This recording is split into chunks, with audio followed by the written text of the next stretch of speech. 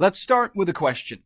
When it comes to the debate over mass shootings in America, why does the discussion always go toward tougher gun laws? And yet we're not talking about the role of antidepressants and other psychiatric medication. The truth, the connection between mass shooters and these meds is stunning. Let's give it a reality check you won't get anywhere else. Reality Check with Ben Swan, powered by Dash Digital Cash. Well, the response to the mass shooting in Parkland, Florida has been call after call for tougher gun laws.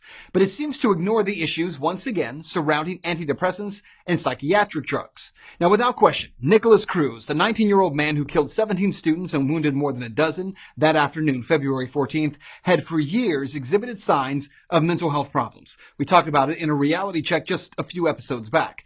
But here's what we know about Cruz. Cruz's adoptive father, Roger Cruz, died more than a decade ago. His adoptive mother, Linda Cruz, reportedly struggled with her son and his brother Zachary until her death in November of 2017. Barbara Kumbatovich, a former sister-in-law, told the Miami Herald that Linda Cruz did the best she could and that Nicholas and Zachary were adopted and had some emotional issues. Kumbatovich told the publication that she believed Nicholas was on medication to deal with those issues and that Linda was struggling with Nicholas the last couple of years. Now, in addition to Kumbatovich's statements, records also show that police were called to the Cruz residence as many as 45 times since 2008. That's according to BuzzFeed News.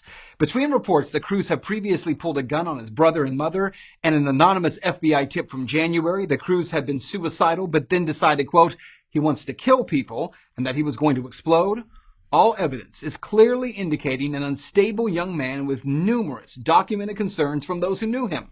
Now, we still don't know what, if any, medications Cruz was actually on, but we do know that the number of high-profile mass shootings over the last 30 years and the link to psychiatric medication is deeply concerning. In 1989, 47-year-old Joseph T. Westbecker shot 20 workers in a Louisville, Kentucky factory, killing 9 people, just a month after he began taking Prozac. The drug maker Eli Lilly and Company later settled a lawsuit brought by survivors. 1998, 15-year-old Oregon school shooter Kip Kinkle, he opened fire in his school cafeteria. He was also on Prozac.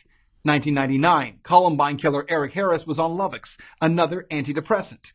Now, an important fact about Luvox. According to author David Kupleman from his book How Evil Works, Luvox manufacturer Solvay Pharmaceuticals concedes that during short-term controlled clinical trials, 4% of children and youth taking Luvox, that's 1 in 25, developed mania, a dangerous and violence-prone mental derangement characterized by extreme excitement and delusion. Let's go back to that list of shooters again. In 2005, 16-year-old Jeff Weiss, living on Minnesota's Red Lake Indian Reservation, shot and killed 9 people and wounded 5 others before killing himself. Weiss had been taking Prozac. 2007, the Virginia Tech shooter had shot and killed 32 people. Officials found prescription medicine related to the treatment of psychological problems among his personal belongings. That according to the New York Times.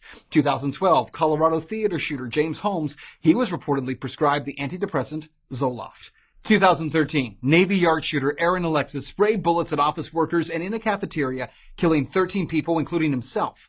Alexis had been prescribed trazodone by his Veteran Affairs doctor. 2014, Elliot Rodger went on a shooting spree after stabbing 3 men to death. He had been prescribed psychotropic drugs, that according to the LA Times. 2017, Las Vegas shooter Stephen Paddock, according to the Las Vegas Review-Journal, Paddock had been prescribed diazepam. Diazepam is known by its brand name Valium. That's how most of us would know it. It's a sedative, hypnotic drug in the class of drugs which studies have shown can trigger aggressive behavior.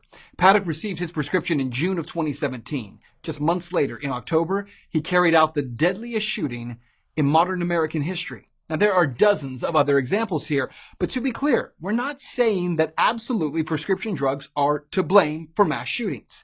The underlying issues of mental health, though, that these shooters all seem to have are alarming. And knowing that the majority of them were prescribed antidepressants, you have to consider this. Some of the most alarming side effects of Prozac include suicidal thoughts, self-mutilation, and manic behavior. Zoloft can cause hallucinations, agitation, and memory problems. For Valium, it's also hallucinations, depression, and thoughts of suicide. These are dangers that drug makers themselves are required to disclose. Now, the use of antidepressants in America has skyrocketed. As of 2013, 12% of Americans were filling prescriptions for them. And while millions of people do not suffer violent episodes, the drug makers warn that some people may and do. Now, you've heard some of those warnings in the commercials that those pharmaceutical companies pay to run on mainstream media networks. According to the New York Times, 368 of those ads were shown in 2016. It's an increase of almost 65% over 2012. Pharmaceutical companies are estimated to spend $6.4 billion on direct-to-consumer advertising in 2016. That according to USA Today.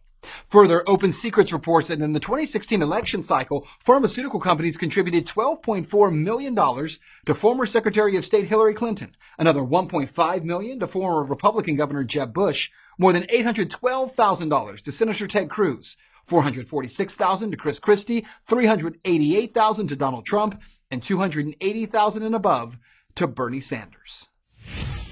So what you need to know is that correlation does not always equal causation. We know that. We also do not know that the reason for these mass shootings is because of any one or any number of drugs, nor do we know how much of a role, if any, that these drugs may have played. But the question is, why is that? Why are politicians and mainstream media pushing so many discussions about guns and virtually no discussion of whether or not antidepressants or psychiatric drugs may have played a role? Because the numbers, they are compelling. And they beg a question that deserves an answer. That's Reality Check. Let's talk about it right now on Twitter and Facebook.